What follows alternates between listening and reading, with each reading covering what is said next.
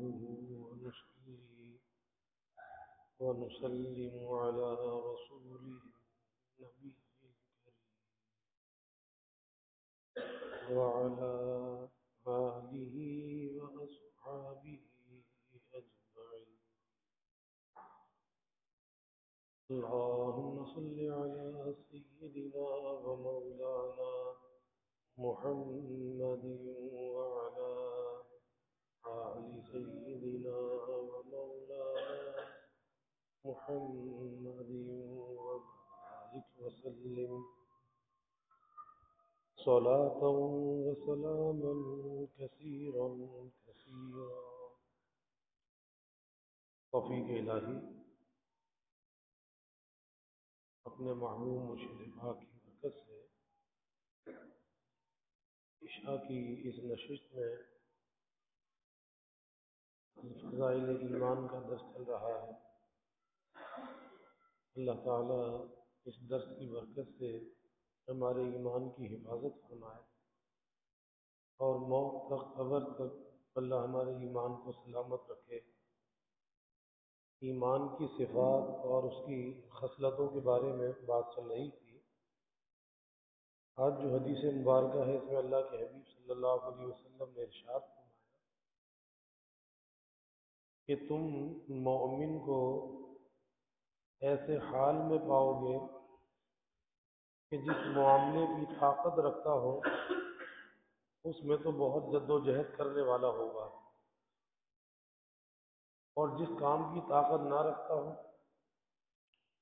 تو اس سے بہت گھبرانے والا ہوگا. یعنی مومن کی ایک صفت اور ایک پہچان یہ بیان فرمائی کہ اس کا حال یہ ہوتا ہے کہ جس معاملے کی طاقت رکھتا ہے اس معاملے میں جد و جہد کرنے والا ہوتا ہے، کوشش کرنے والا ہوتا ہے، اور جس کی وہ طاقت نہیں رکھتا تو اس سے بہت زیادہ گھبرانے والا ہوتا ہے. اب ظاہر ہے کہ اللہ نے انسان کو بعض چیزوں کا مکلف بنایا ہے اور بعض چیزوں کا مکلف نہیں بنایا. تو جن کاموں کا اللہ نے مکلف بنایا ہے تو انسان کو اس میں کوتاہی نہیں کرنی چاہیے، اور جن چیزوں کا مکلف نہیں بنایا ان کے در پہ نہیں ہونا چاہیے.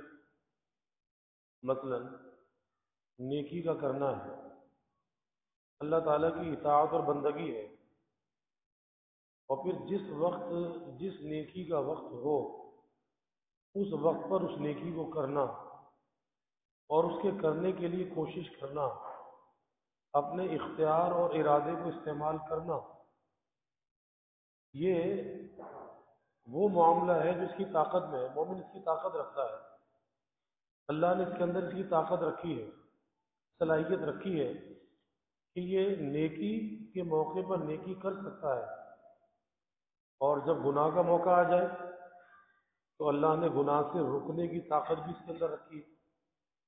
طاقت سے مراد کیا ہے؟ اللہ نے اس کو اختیار دیا ہے، اللہ نے اس کو ارادہ دیا ہے. اب بندے کا کام کیا ہے؟ بندے کا کام یہ ہے کہ جب کسی نیکی کا موقع ہو پہلے اس کا ارادہ کرے.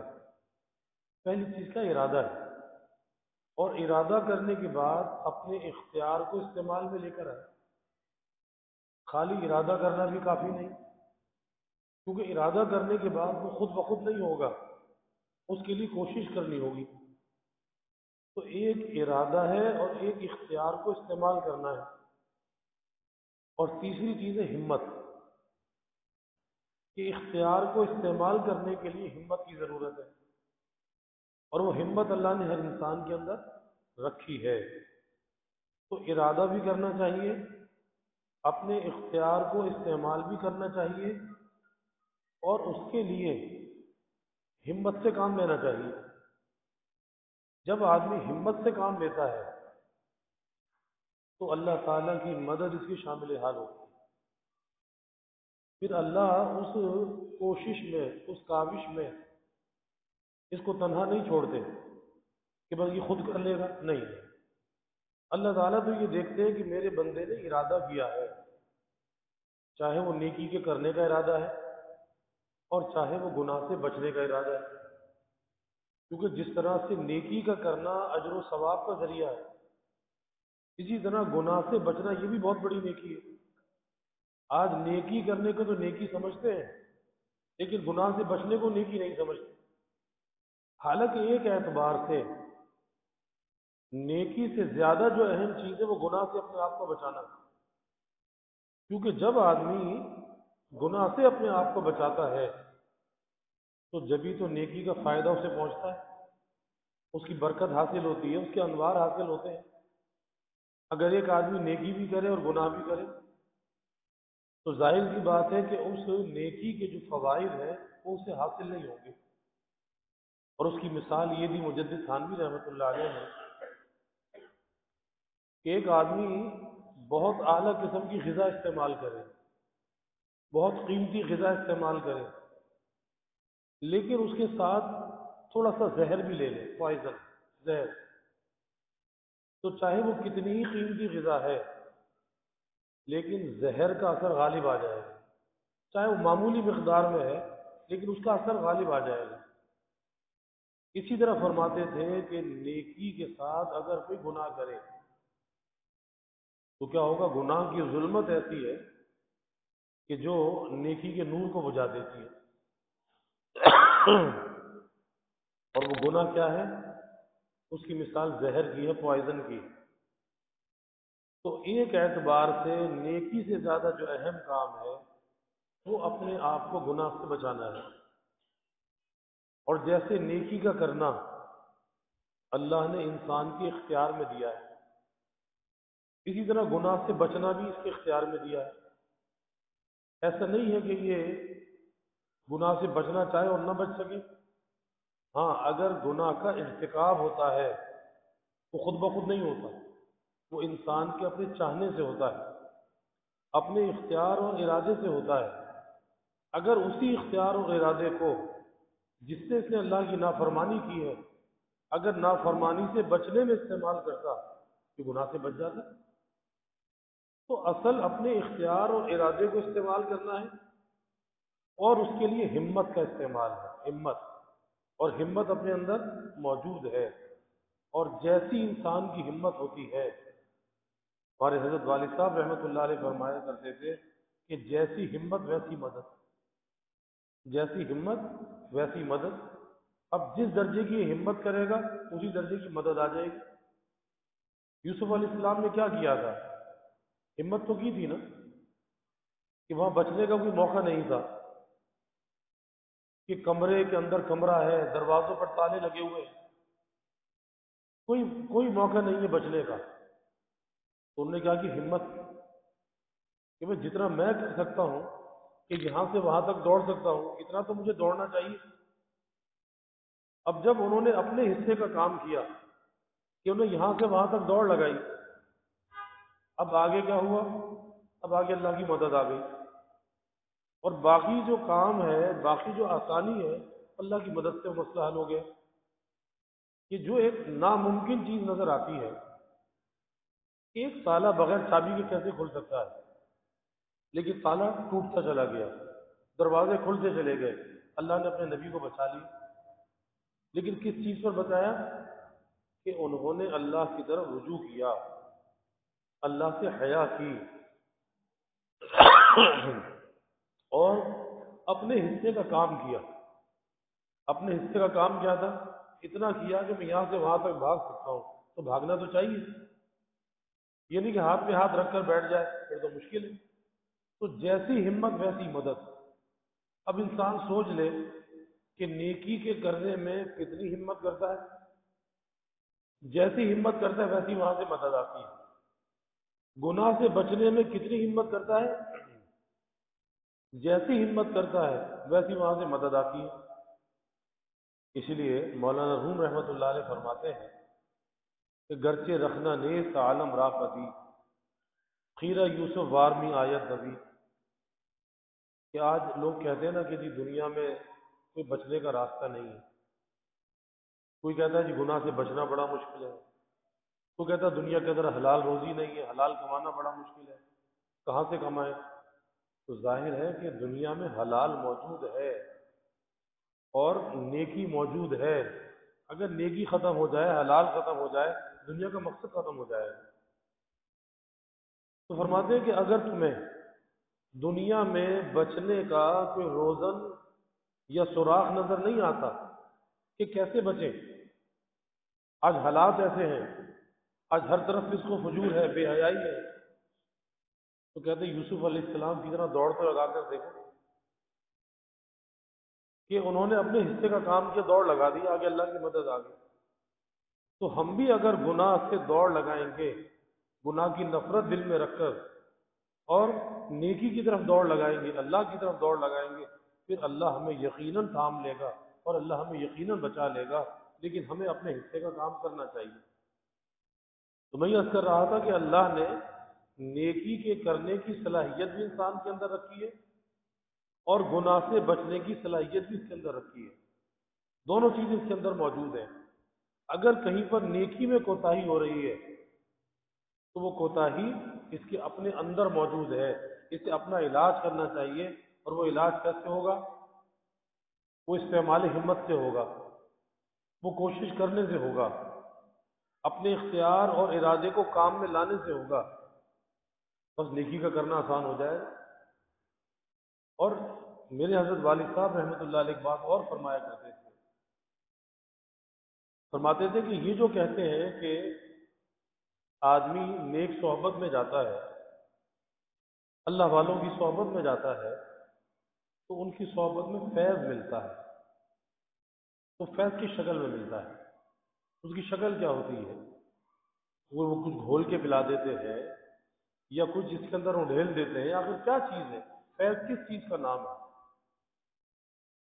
تو فرماتے تھے کہ اللہ والوں کا جو فیض ہے، فیضان شیخ، وہ بصورت ہمت کے ملتا ہے، بصورت ہمت کے ملتا ہے کہ اللہ والوں کی صحبت میں جانے کے بعد، ان سے وابستہ ہونے کے بعد ایک ہمت کا خزانہ اپنے اندر پیدا ہو جاتا ہے۔ وہ ہمت مجتمع ہو جاتی ہے، جو پہلے اندر بکھری بکھری تھی، کمزور کمزور تھی، اب وہ مجتمع ہو جاتی ہے، اور مجتمع ہو کر نیکی کا کرنا بھی اس کے لیے آسان ہو جاتا ہے اور گناہ سے بچنا بھی آسان ہو جاتا ہے۔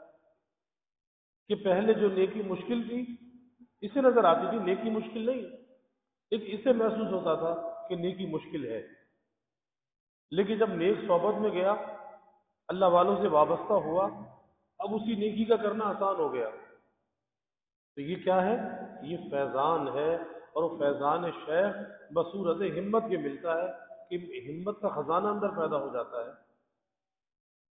پھر جس گناہ سے بچنا پہلے مشکل نظر آ رہا تھا کہ گناہ سے کیسے بچا جائے، لیکن اب بڑے آرام سے گناہ سے بچ جاتا ہے، کیا ہوا؟ ایک ہمت کا خزانہ اندر پیدا ہو گیا، اور یہ برکت تھی اللہ والوں کی، ان کی صحبت کی، اب اس کے لیے گناہ سے بچنا بھی آسان ہو گیا۔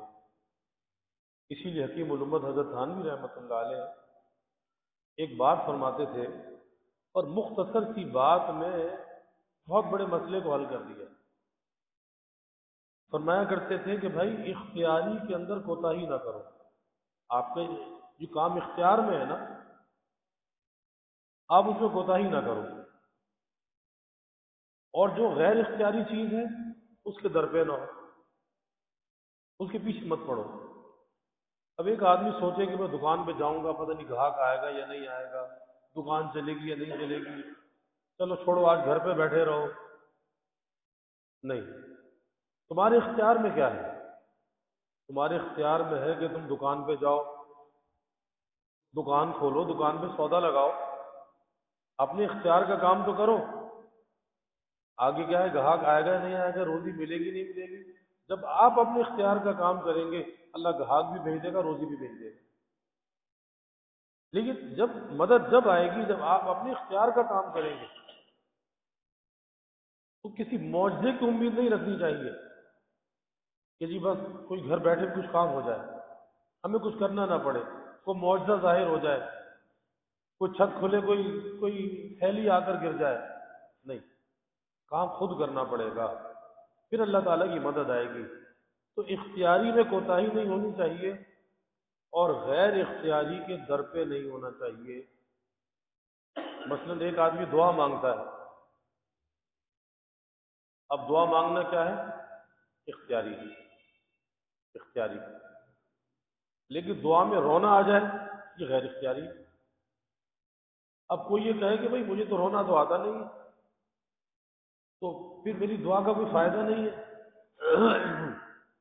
تو مجھے دعا چھوڑ دینی چاہیے، مجھے دعا نہیں مانگنی چاہیے۔ نہیں نہیں، مکلف اختیاری کا ہے، چاہے ساری زندگی رونا نہ آئے۔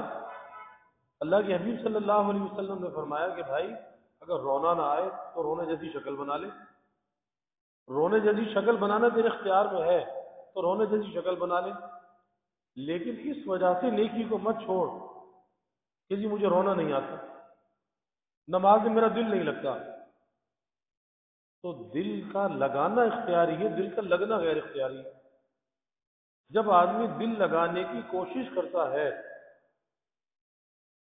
تو لگاتے لگاتے دل لگ جاتا ہے، لگاتے لگاتے دل لگ جاتا ہے۔ اس لیے کوشش کرنی چاہیے، جس کا انسان مکلف ہے غیر اختیاری کے پیچھے نہیں جانا چاہیے، ورنہ پریشان ہوگا، پریشان ہوگا۔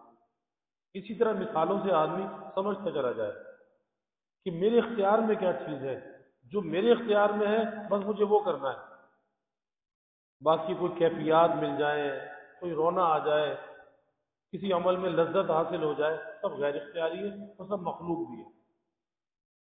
تو مخلوق کا طالب نہیں بننا چاہیے، مالک اور خالق کا طالب بننا چاہیے۔ اب ان کی مرضی ہے، چاہے وہ عمل کے اندر لذت دے دیں، مزہ دے دیں، وہ رلا دیں، ان کی مرضی، وہ نہ رلائیں، نہ لذت دیں نہ مزہ دیں، تو ہم لذت کے طالب نہیں، مزے کے طالب نہیں، ان کے طالب ہیں، ہم عمل کیے جائیں گے، ہم نے عمل کو نہیں چھوڑنا، ہر حال کے اندر عمل کرنا ہے۔ پھر تو انسان اللہ کے قرب کو بھی پاتا ہے، دنیا کی نعمتیں لذتیں بھی حاصل ہوتی ہیں، دل کے اندر اطمینان بھی ہوتا ہے، دل کی تشویش بھی دور ہوتی ہے، کیونکہ یہ ہر حال میں اللہ کی رضا میں راضی رہتا ہے، تو دل میں کوئی تشویش نہیں ہوتی۔ اور اگر ہر حال میں راضی نہیں ہوگا، رضا بالقضا اس سے حاصل نہیں ہوگی، پھر اس کی تجویز ہوگی، ایسا ہونا چاہیے، ایسا ہونا چاہیے، ایسا ہونا چاہیے، اور ایسا ہوتا نہیں، تو قدم قدم پر یہ پریشان رہے گا۔ اس لیے بس چھوٹا سا جملہ ہے، اختیاری میں کوتاہی نہ کرو اور غیر اختیاری کے در پہ نہ ہو، کیونکہ غیر اختیاری کے آپ مکلف نہیں ہو، اس کی آپ طاقت نہیں رکھتے۔ اب آپ کا کام اتباع سنت اختیاری ہے، درود پاک کا پڑھنا اختیاری ہے، لیکن حضور نبی کریم صلی اللہ علیہ وسلم کی زیارت کا ہو جانا یہ آپ کے اختیار میں نہیں ہے۔ اب کوئی اختیاری کام تو کرے نہیں، نہ سنتوں کا اہتمام کرے جو آپ کے قرب کا ذریعہ ہے، جس سے آپ کا قلب اطہر خوش ہوتا ہے، نہ درود پاک کا اہتمام کرے کہ ہمارا وہ درود پاک آپ تک پہنچایا جاتا ہے، ہماری حاضری آپ کے دربار میں لگتی ہے، نہ وہ درود پاک کا اہتمام کرے، نہ وہ اتباع سنت کا اہتمام کرے، اور چاہے کہ جی زیارت ہو جائے حضور صلی اللہ علیہ وسلم کی، اور پریشان رہے کہ بس زیارت ہو جائے، تو غیر اختیاری ہے۔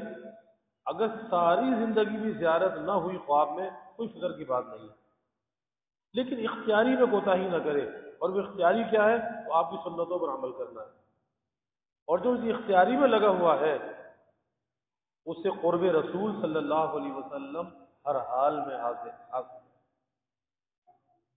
جو درود پاک کا اہتمام کر رہا ہے اسے اللہ کے حبیب صلی اللہ علیہ وسلم کا قرب حاصل ہے۔ تو اس چیز کو سمجھنا چاہیے کہ اختیاری میں کوتاہی نہ کرے اور غیر اختیاری کے در پہ نہ ہو۔ اللہ ہمیں عمل کی توفیق عطا فرمائے۔ وآخر دعوانا الحمد للہ رب العالمین والعاقبۃ للمتقین والصلاة والسلام على أشرف الأنبياء والمرسلين اللهم صل على سيدنا ومولانا محمد وعلى آل سيدنا ومولانا محمد وبارك وسلم ربنا آتنا في الدنيا حسنة وفي الآخرة حسنة وقنا عذاب النار ربنا أتمم لنا نورنا واغفر لنا إنك على كل شيء قدير اللهم أعنا على ذكرك وشكرك وحسن عبادتك. اللهم وفقنا لما تحب وترضى من القول والعمل والفعل والنية والهدى، إنك على كل شيء قدير. اللهم ارزقنا حبك وحب حبيبك صلى الله عليه وسلم. اللهم ارزقنا شهادة في سبيلك واجعل موتنا ببلد رسولك. یا اللہ یا رحمان یا رحیم یا کریم یا ارحم الراحمین یا اکرم الاکرمین. یا اللہ ہمارے گناہوں کو معاف فرما. یا اللہ ہماری خطایا سے درگزر فرما. اپنی محبت معرفت عطا فرما. اپنی رضا والی زندگی یا اللہ نصیب فرما. رضا والے کاموں کی یا اللہ توفیق عطا فرما. ظاہری باطنی ہر قسمی ترقیات عطا فرما. یا اللہ اپنے نبی کی تعلیمات پہ چلنے والا بنا. آپ کی غلامی میں جینے اور مرنے کی یا اللہ توفیق عطا فرما. یا اللہ سب کے دلوں کے نیک ارادوں کو تمناؤں کو از غیب پورا فرما. سب کی حاجات کو پورا فرما. پریشانیوں کو دور فرما. بیماریوں سے یا اللہ حفاظت فرما. ہر ناگہانی بلا اور مصیبت سے یا اللہ حفاظت فرما. زمینی آسمانی آفات سے یا اللہ حفاظت فرما. موذی امراض سے یا اللہ حفاظت فرما.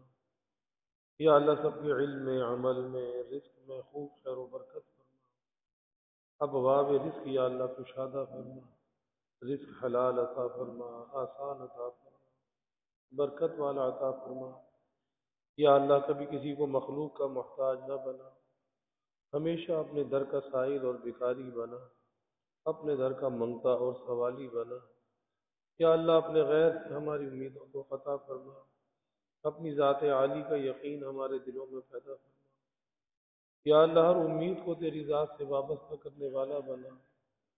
یا اللہ ایمان کی ترقی اعضا کی سلامتی عطا فرما.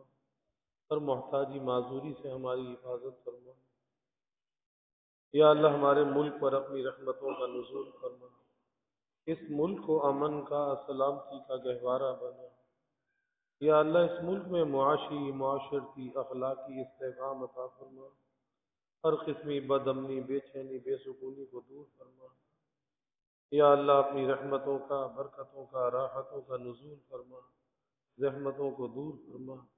ہمیں دین دنیا آخرت کی ہر بلائی عطا فرما. ہر شر سے ہر فتنے سے حفاظت فرما. یا اللہ ہمیں عافیت دارین عطا فرما. عافیت دائمہ عطا فرما. ربنا تقبل منا إنك أنت السميع العليم وتب علينا إنك أنت التواب الرحيم.